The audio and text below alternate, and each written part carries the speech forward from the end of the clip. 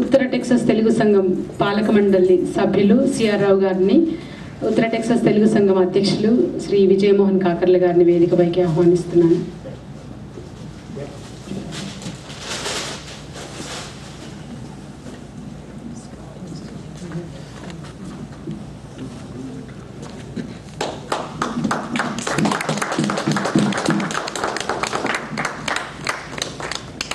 క్వశ్చన్ల కంటే ఒక విషయం పంచుకున్నాం అని చెప్పి అనుకున్నాను.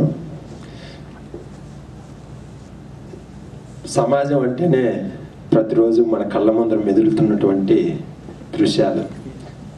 ఆ దృశ్యాలని ప్రతినిత్యం మనం ఏదో ఒక విధంగా సమాజంలో జరుగుతున్నటువంటి దురదృష్ట సంఘటనలు కావచ్చు, సంతోషకరమైన వార్తలు కావచ్చు, వాటన్నిటిని కూడా కవితా రూపంలో ప్రజలకు తీసుకురావడం అనేది చాలా గర్వించదగ్గ విషయం. అందులో భారతదేశం నుండి ఇక్కడికి వచ్చి ఇక్కడ కూడా మన మధ్యలో ఆస్టిన్ నగరం నుండి వేళ వ్యయప్రసాలతో కూడినటువంటి పని అయినప్పటికీ బస్సులో ప్రయాణించి ఇక్కడికి ఈరోజు వచ్చి మనకు తన కవితలు స్వయంగా వినిపించినందుకే రేణుకా గారికి మరొకసారి మా ధన్యవాదాలు తెలియజేస్తున్నాం. అంటే సమాజంలో గురించి ఎక్స్ప్లెయిన్ చేసేటప్పుడు ఒక రైతు నాగలు పట్టుకొని తన పిడితో అంతా దున్ని ఒక పైరుని పండించినప్పుడు తనకు వచ్చే ఆనందం వేరుగా ఉండొచ్చు. అదే పైరు చేతికి రానప్పుడు ఏడ్చేటప్పుడు వేరే విధంగా ఉండొచ్చు.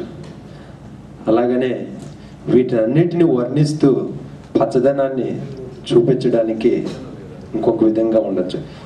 కవిత్వంలో వస్తు విస్తృతి, రచనల్లో సున్నితమైన భావన పరంపరను ఆర్ద్రంగా వ్యక్తం చేయడం, వైవిధ్యం ప్రముఖంగా ప్రదర్శించడం, కవితా వ్యవసాయంతో సామాజిక స్పృహదర్శినిగా, స్వానుభవంతో జీవితాన్ని కవితగా మార్చి రచనా వ్యాసంగంలో రాటుతేలిన సరస్వతి మానస పుత్రికగా, నిబద్ధతతో సృజనాత్మక కవయిత్రిగా ప్రముఖుల మన్ననలను పొంది అనేక సాహిత్య వేదికలకు కార్యదర్శినిగా ఉత్తమ సేవలు అందిస్తూ పత్రికలలో వ్యాసాలను కొనసాగిస్తూ పలు భాషలలో అనువదించబడమే కాకుండా దాదాపు 200కు పైగా కవితలను 16 కథలను రాసిన అలుపెరుగని సాహితీవేత్త.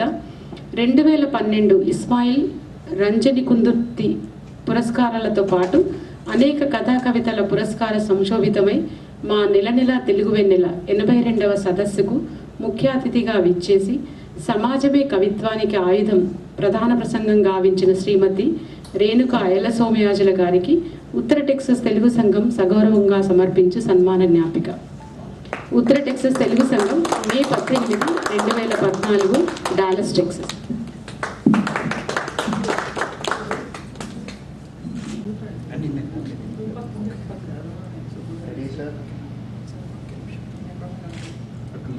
On 3.